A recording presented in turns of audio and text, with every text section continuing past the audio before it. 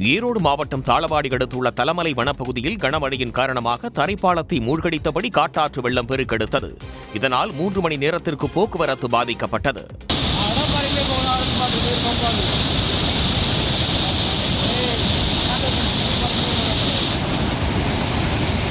தாளவாடி அருகே தலமலை, ராமரணை உள்ளிட்ட வனப்பகுதிகளில் கொட்டிய கனமழையால் செந்நிறத்தில் நீர் பெருக்கெடுத்தது. சிவகாசியில் பட்டாசு வாங்க குவிந்த வெளியூர் வாடிக்கையாளர்களால் கடும் போக்குவரத்து நெரிசல் ஏற்பட்டது. சிவகாசியில் தீபாவளி கொண்டாட்டத்திற்கான பட்டாசு விற்பனை களை கட்டியுள்ளது. பட்டாசு வாங்குவதற்காக சென்னை, சேலம், திருப்பூர், நெல்லை, தூத்துக்குடி போன்ற மாவட்டங்களில் இருந்தும் வெளி மாநிலங்களில் இருந்தும் வாடிக்கையாளர்கள் குவிகின்றனர். இதனால் கடும் போக்குவரத்து நெரிசல் ஏற்பட்டது.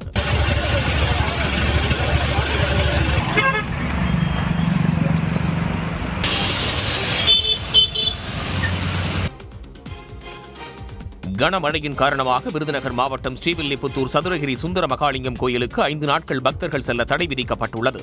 சதுரகிரி கோயிலுக்கு செல்லும் வழியில் நீரோடைகளில் நீர்வரத்து அதிகரித்திருப்பதால் வரும் 17ஆம் தேதி முதல் 21ஆம் தேதி வரை செல்ல வனத்துறை தடை விதித்துள்ளது.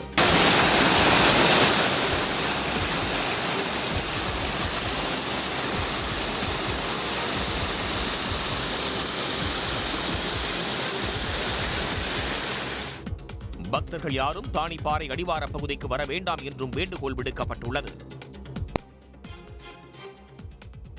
விபத்தில்லா தீபாவளியை கொண்டாடும் வகையில் தீயணைப்புத்துறை சார்பில் இருசக்கர வாகன பேரணி நடைபெற்றது. சென்னை வேப்பேரியில் தீயணைப்புத்துறையின் மத்திய சென்னை மாவட்ட அலுவலர் மனோ பிரசன்னா தலைமையில் 40க்கும் மேற்பட்ட புல்லட் வாகனங்களில் பணியாளர்கள் மற்றும் அலுவலர்கள் விழிப்புணர்வு பேரணியில் ஈடுபட்டனர்.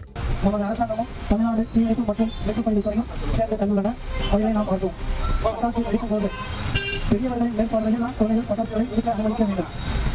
ஓய்வு மற்றும் பக்கவாட்டில் முகத்தை வைத்துக் கொண்டு பட்டாசுகளை வெடிக்க நம் குழந்தைகளை அறிவுறுத்த வேண்டும். தூத்துக்குடி மாவட்டம் கோவில்பட்டியில் சாலையை சீரமைக்க வேண்டும் என்று வலியுறுத்தி வாழை மரக்கன்றுகளை நட்டு இந்திய கம்யூனிஸ்ட் கட்சியினர் நூதன போராட்டத்தில் ஈடுபட்டனர்.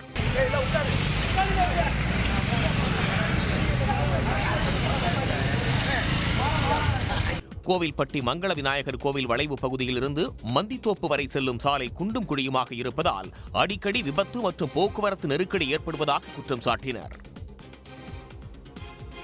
அரசன் திரைப்படத்தின் புரோமோ வெளியீட்டிற்கு வருகை தந்த சிலம்பரசனின் தந்தை டி ராஜேந்தர் ரசிகர்களின் ஆரவாரத்தால் பேச முடியாமல் தவித்தார். அந்த நிலையிலும் ரத்தத்தின் ரத்தம் போடக்கூடாது சத்தம் என எதுகை மோனையோடு அவர் பேசினார்.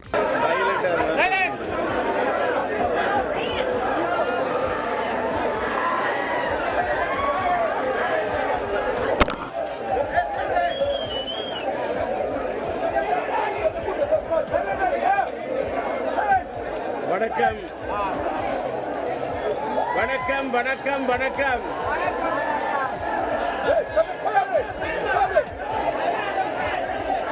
சைலன்ஸ். அமைதிப்பா, அமைதியா இருந்தீங்கன்னா பேசுறேன். அமைதியா இருங்கப்பா. நீ ரத்தம், ரத்தத்தின் ரத்தம், இப்படி கொடுக்க கூடாது சத்தம். அமைதியாக இருந்தால்தான் என்னால் பேச முடியும். ஸ்வீடன் நாட்டைச் சேர்ந்த மாணவ மாணவிகள் 30 பேர் 15 நாள் பயணமாக கொடைக்கானல் வந்துள்ளனர். அவர்களுக்கு வில்பட்டி மலை கிராமத்தில் உள்ள அரசு பள்ளி மாணவ மாணவிகள் கரகாட்டம், கும்மியாட்டம், தப்பாட்டம், சிலம்பாட்டம் ஆகியவற்றை ஆடி உற்சாக வரவேற்பு அளித்தனர்.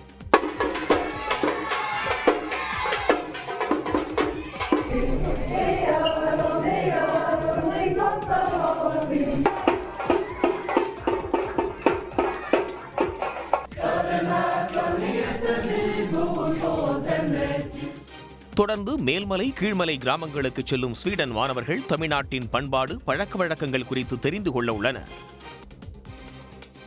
பீகாரில் பிரபல பாடகரான கேசரி லால் யாதவ் அவரது மனைவி சந்தா தேவியுடன் ராஷ்டிரிய ஜனதாதளம் கட்சியில் இணைந்தார். பாட்னாவில் ஆர்ஜேடி தலைவர் தேஜஸ்வி யாதவ் முன்னிலையில் இணைந்த கேசரி லால் யாதவ் தனது குழந்தைகள் படிப்பிற்கோ வேலை தேடியோ மும்பைக்கோ வேறெங்குமோ போகக்கூடாது என்றார். அந்த நல்ல மாற்றத்திற்காக தானும் தனது மனைவியும் ஆர்ஜேடியில் இணைந்ததாக கூறியுள்ளார்.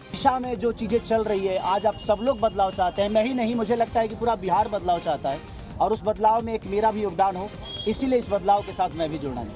பாடகர் கேசரிலால் அல்லது அவரது மனைவி தேர்தலில் போட்டியிட உள்ளதாக தகவல்கள் வெளியாகியுள்ளன.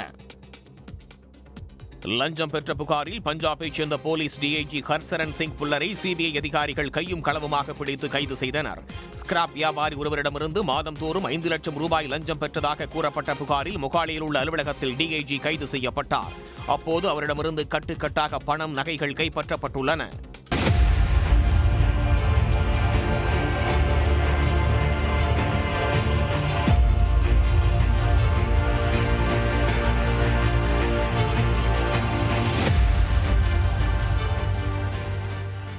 உடனுக்குடன் செய்திகளை தெரிந்து கொள்ள சன் நியூஸ் பெல் ஐகானை கிளிக் பண்ணுங்க.